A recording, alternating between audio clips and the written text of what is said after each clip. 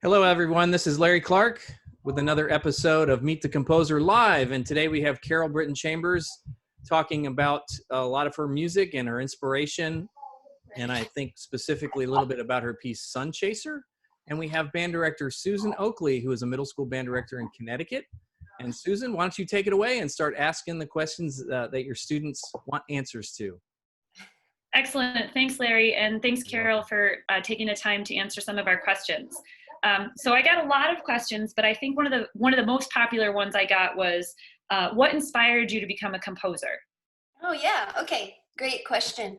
Well, so I've actually, I did start composing when I was little, because I started piano when I was really young, like I was about 6 years old and all that. So I did a few little things then, and I just loved to play around on the piano and everything. But I've mentioned this to people before, but later, I did go into music education. I became a band director. I was always very serious about performance. And so I got my master's degree in trumpet performance. And so I was, for a while, those are the two main things I was really focused on. But then while I was teaching, actually, is when I started writing for the first time.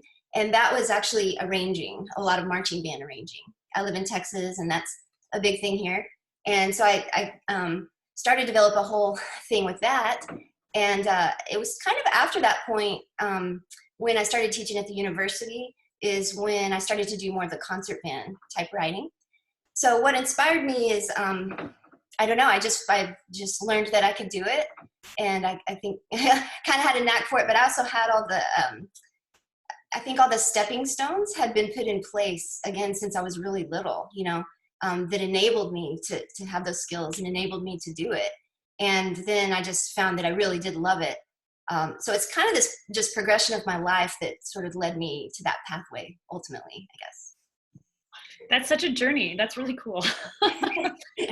And then I guess, so that sort of answers the next question. At what age did you become a professional composer? Because it sounds like it was not just a flip of a switch, but a sort of rollout of these experiences. Exactly. So I was probably, when I really started getting into the arranging, I was probably in my late 20s. I'd been teaching for a few years prior to that. And then again, a few years after that is when I started getting more into the concert band composition. So. Nice. So they want to know, what was your first instrument? I know that because I read your bio. And how does your work reflect this? So yeah, my first instrument would have been piano, but then my first band instrument was trumpet. But I'd have to tell your students, I come from a big family of French horn players too. So my dad's, is that your instrument? It's one of my instruments. I'm a weird hybrid of clarinet and French horn. So anytime I find another horn player, I'm always very excited. Yeah. So I just have to tell you, my dad he's retired now, but a professional French horn player. He had studied in New York. He got to play under Leonard Bernstein, in fact. It was really cool. But he was, where I grew up, Lubbock, Texas, we have a huge university there, Texas Tech University, and he was the French horn professor there, like his entire career. So, and then my older sister and my older brother, they were French horn players, really good. They were very accomplished horn players. And my sister she lives in California. She's still a professional. She plays, and she's a music ed professor also. But anyway, so all this music in my family, so I chose trumpet. I think I remember when I was a beginner, I was really little, and I just remember telling them, you guys all play horn, but it's really big, and trumpet's a little bit easier to carry, and don't we get the melody more also, and stuff like that. So, so you asked how it influences my writing. So definitely the piano and all that just helps so much with me understanding chords and how everything fits together. But I love the brass, but I love everything. But French horn, I definitely have a special affection, and just writing those horn counter melodies and things like that. That's one of my favorite things to write for, I guess. That's awesome. I didn't know you were a French horn player. That's really cool. Another question. What inspires you to write the music you write? And a sort of follow-up is, how do you transfer those emotions into your music? Okay. So what inspires, I think it can be a variety of things, honestly. And so it seems to me what influences me the most are current happenings that are going on in the world. So, definitely right now, like I have a couple things that I want to write if I can ever find the time that no one has specifically asked for, but it's on my wish list, and that definitely has to do with our times right now. So sometimes it's that. I've told people before, nature inspires me a whole lot because I don't know if other people feel this way, but when I'm in nature, that's when I feel a huge range of emotions. That's when often I feel the most peaceful. I get sometimes emotional. That's when I feel really love for all kinds of things, beauty, all of these aesthetic qualities that the arts bring out in us anyway. But so being involved in nature, just sometimes that's just, wow, the ideas just start flowing out, whatever they are. Sunchaser was a bit of that, as I kind of mentioned in the program notes, but to me, that's even a childhood memory of just driving to the mountains, and we were always like sort of chasing that sun as we went west, and so that is, and then to me, I'm a very kind of sunny, I try to think of myself anyway, I feel that way, that I'm a more sunny person than say a cloudy day kind of person. It definitely affects my mood. If that sun is out, I feel so much joy. And so the energy of the sun, so that was the little fast part of the piece. That's what I was trying to sort of capture. And anyway, and yeah, so since you guys were working on Sunchaser, correct? Yeah.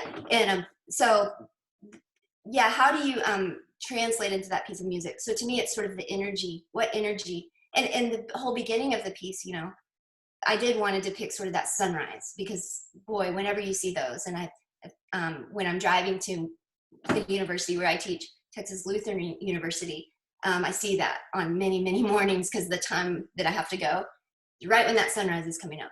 So that influences kind of, what goes into the piece, the different energies, the different emotions. And structurally, I knew I wanted to start slowly with kind of that sunrise, and then it would go into that more energetic part. So yeah, those are the main things I think that affect the writing. I like hearing that. I think as a director and like looking at that piece, and I know when I bought that piece, I'm like, oh, this is kind of a different sound. This is me interjecting. This isn't from my students. Sure. I know when I listened to it, it sort of caught my ear, and I'm like, oh, that's a cool melody. I love the rhythmic energy, the da, da, da, da, right? But there's, so I was just looking for the right band to play it with, but you can definitely, I heard that connection to nature in there, and it's neat how you articulated that, and I'm glad that I'm catching, like I caught that from just your music without having talked to you, like it's cool. Oh, that's, Yeah, that's even better if you felt something or you heard something without having to read about it first. It's a piece of music. Thank you. All right, let's see. What are some challenges you have while composing, and how do you overcome them? Okay. Yeah, great question. So, because it doesn't always just flow out of our fingertips like all in one shot. So one challenge, sometimes I think maybe lots of writers, even authors, maybe sometimes feel this. I don't know if you call it writer's block, or I don't tend to have too much of outright block, but sometimes for me, like I'll be working on something and I just can't quite figure out how I want to get from, say, this part to this part. And so the way I overcome that usually actually is just to step away from it for a few minutes, or for a little bit, go do something completely different. And sometimes when I come back to it, then it's like your brain just refreshes, and then it's like, oh, okay, this is what I wanted it to do. So that's a challenge. And the other challenges are just sort of, and just so your students know, when we're writing, we have your specific age groups in mind, or your ability levels. So, what can you do on your instrument when you're a 7th grader, as opposed to what you can do when you're an 11th grader. And so, so that is sort of the challenge of, okay, what kinds of things can they do, especially if they're going to play the melody. And so often we're looking at certain instruments, if they're younger than the brass, we don't want to give you too many jumps and leaps and things like that. Clarinets, are they having to pop back and forth over the break constantly?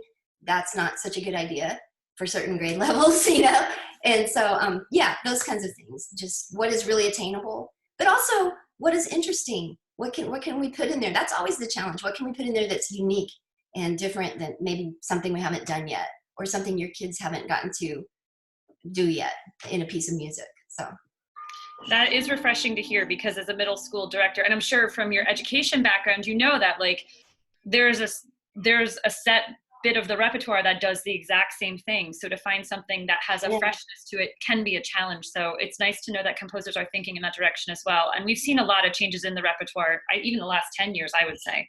I agree, yeah. But I digress. Let me go back to my students' question. Let's see, where was I here? How do you come up with ideas about how you want your music to sound? I don't quite know the direction that particular student was thinking in. I don't know, you sort of answered about like the inspirations behind your pieces, but I think maybe they were asking about like, how do you take a melodic idea and maybe pick where it fits in a piece? Or you can run with that question how you see fit, because I wrote it down, but I don't quite know where they wanted to go with it. So. Okay, yeah. So yeah, since I kind of touched on the other, maybe this one is sometimes, you know, how you even get started, knowing what you can do first. And so I know for me, again, depending on the grade level, sometimes I do sort of often think about the form and how generally, like again, like with Sunchaser, I knew I wanted to start with a sunrise, and I knew I didn't want it to be long, because then we would get on with it. But that helped me establish the form, and I knew I wanted to have a beautiful section in the middle, again with some pretty horn counter melodies. So I just, from the get-go, I knew, and it was going to have this energy, fast energy in the middle. So I knew that kind of, you know, helped do the form there. But usually, aside from that, it's if I kind of know what I'm writing about, the topic, I start to really try to latch onto a melody and so again, with this one, which part of the song am I talking about? The fast part of you know, and what kind of melody just really pops into my head that reminds me of that mood or that concept or whatever. And then and then often for me, I have to put like what I call the groove, but this little rhythmic, what's the rhythmic thing that's going to go underneath? And can I make that somewhat interesting? Because sometimes, you know, who is going to maybe establish that first? Maybe it's the lows, you know, the low reeds and the low brass, possibly. Or maybe it's the percussion. And which one do I want to start with? So it's those kinds of things, you know, if like I just did a piece called Rhythmania.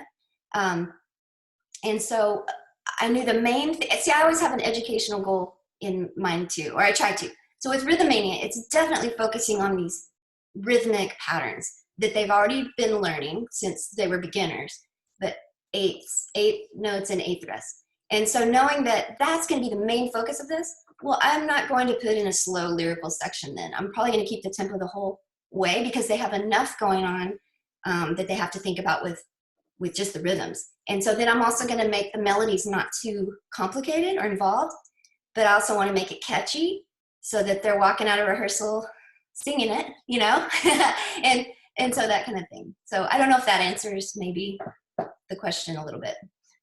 I think that gives us a lot of information. I don't know. I hope whoever asked that we answered your question. Okay. If you watch this, if I butchered your question, I'm sorry, whoever asked me that. Me too. But it's good to know. I guess it's hard to know, again, from the director's standpoint, how much when you're pulling a piece and being like, oh, is this going to fit? You don't know what the composer's thinking, and of course you want to honor the artistic integrity of the work as it stands, but you are thinking about those educational goals as a teacher of, okay, what am I, you know, how am I going to get from point A to point B, and what am I going to do with this particular piece of music? So that worked for me as a teacher, so thank you. A question, I guess this is an orchestration question. How do you determine which role each instrument takes? So you were talking about that a little bit with the melody and the groove, but then I think, like, how do you spell things out from there a little more and choose which voices get what? Oh, sure. Well, yeah. And again, it depends on grade level, you know, so sometimes, you know, we will put it where like the clarinets and the trumpets get to play the same cool melody at the same time. You know, you guys get to do it. But sometimes we want to hear just a different color. So for us, that gives you guys a little variety, you know, and so sometimes that's why the other thing is sometimes it's nice if the brass can take a break for a second. So sometimes that's the reason we'll put in, hey, just woodwinds are going to play right now. But you know, in terms of how you score it and all that, those are kind of some things we learn. Like I teach my college orchestration class, I teach them some principles, because over time when we study all the scores from previous composers, that's why we study those. We kind of learn what sounded good and what maybe didn't, and all that. And so anyway, see your door open. Anyway, I was gonna say we've got family in and out, and I'm trying to be like, I'm doing something really important, and they're just hovering. I've got just 2 of my kids are in Zoom sessions right now on their French horns with their band teachers right now. So yeah, you can kind of hear it bleeding through the different rooms. But anyway, so I guess what I was going to say is you do learn some principles about sometimes it has to be the higher clarinet part, for example, that maybe has the melody, and then the ones below that sort of establish the chords and the harmonies.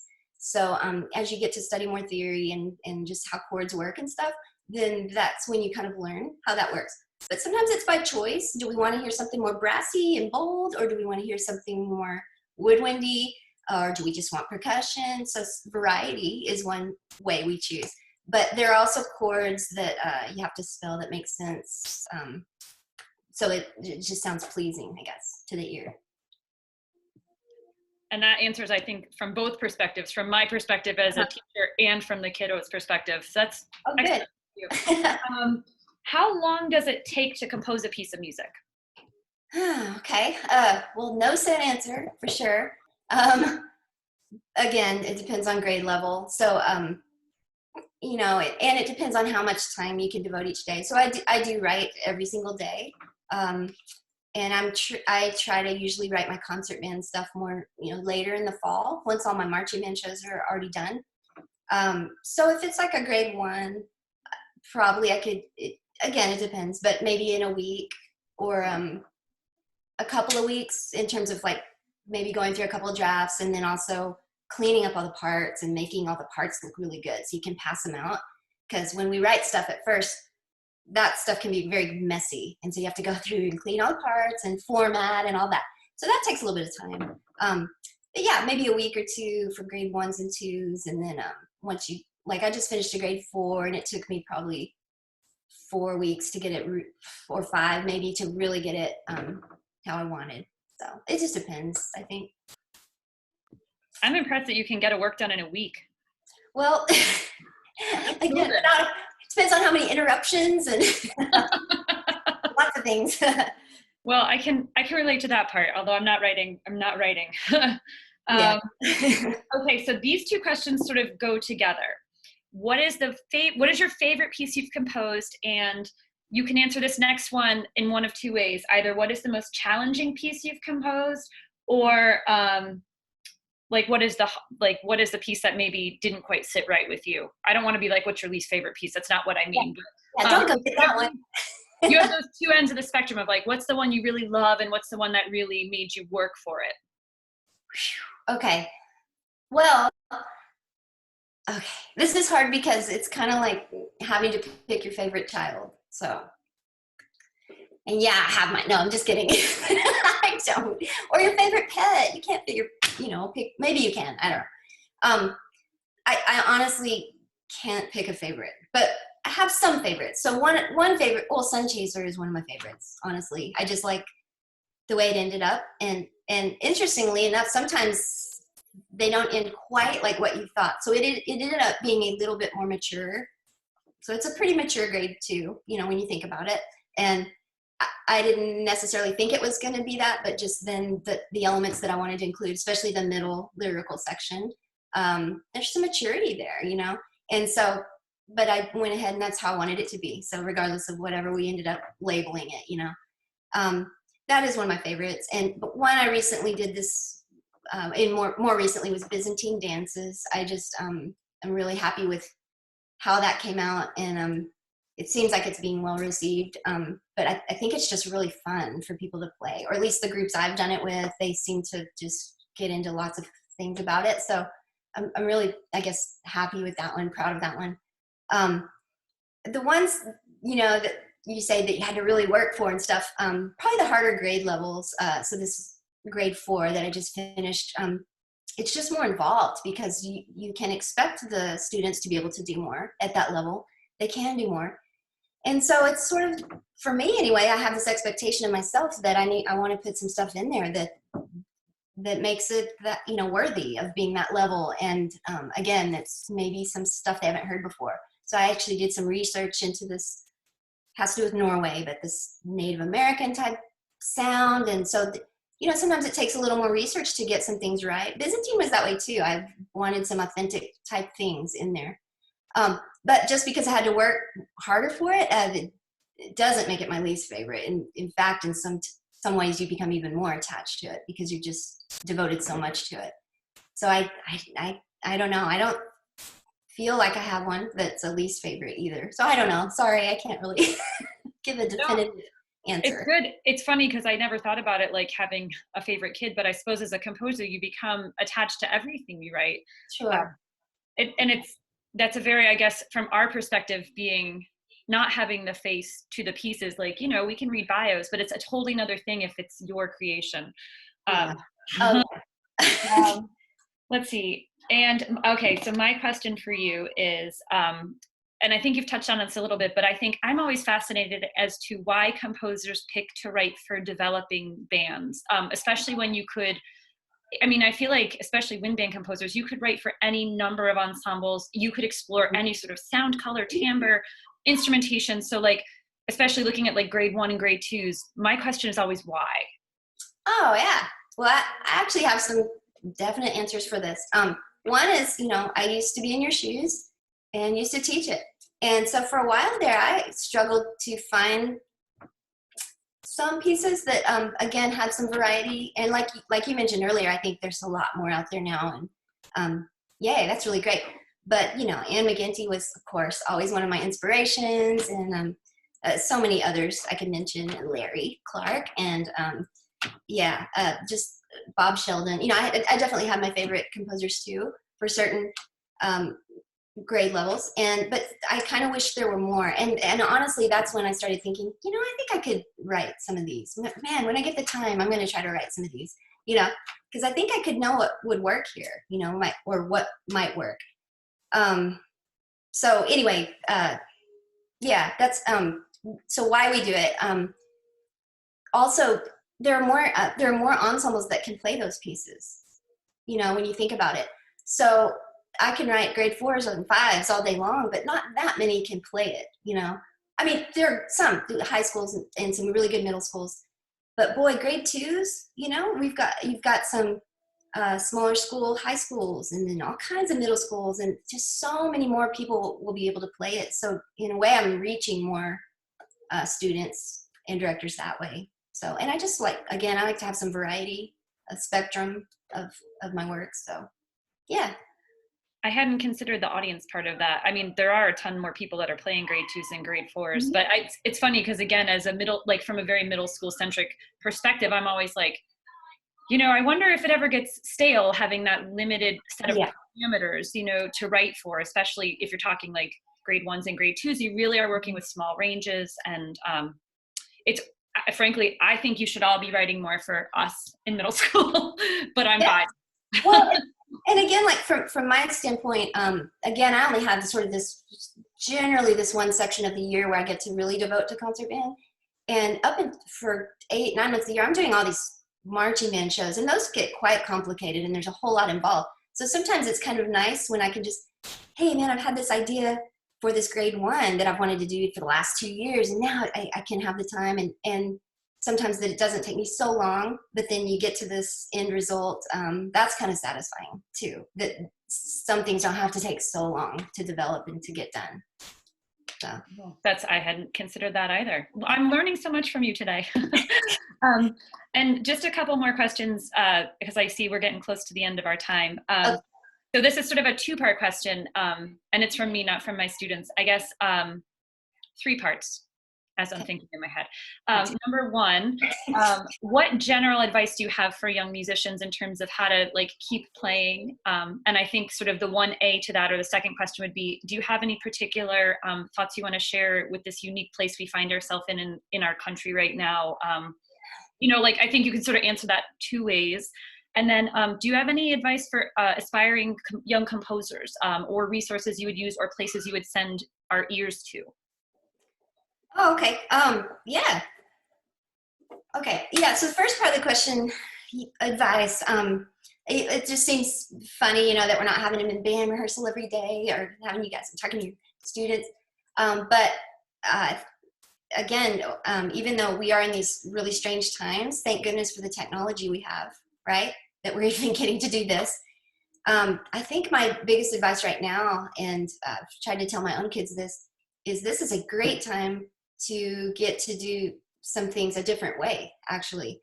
And so it's not the same old routine. Not that that was bad. We need that. We need those being able to play every day together and all that. But if we can't have that, boy, this is a great time to maybe go search around. You know, one thing is like, you know, just the students could even go to JW Pepper or whatever, any website, and just explore on their own, because there's all these YouTube scores up now and audio. And hey, you know, you could even give them a parameter. Let's just think about grade 2s only, and go find 2 pieces and 2 composers you didn't even know about, and, you know, let them start to explore on their own. Just a lot more listening.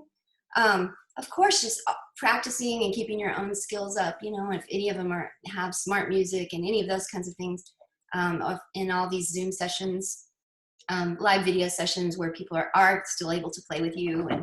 And so just keeping those skills going. But maybe now you finally have some time, if you have a sibling that also plays in the house, to pull out some duets. Or if you play different transposing instruments, maybe you could figure out, I bet you could, or with the help of your teacher, you could figure out how to transpose one of those other duet lines so it fits their instrument, and now y'all can play together. You know, get mom and dad, if they've never picked up an instrument, now's the time. I'm just kidding. Anyway, so I think it's a unique opportunity to sort of be creative and kind of dive into, maybe if you have a notation program like Finale or Sibelius or something, kind of start exploring around with that. GarageBand, if you have a Mac, start mixing some things together. I mean, it could be very just, oh, this is really neat, you know, a new experience.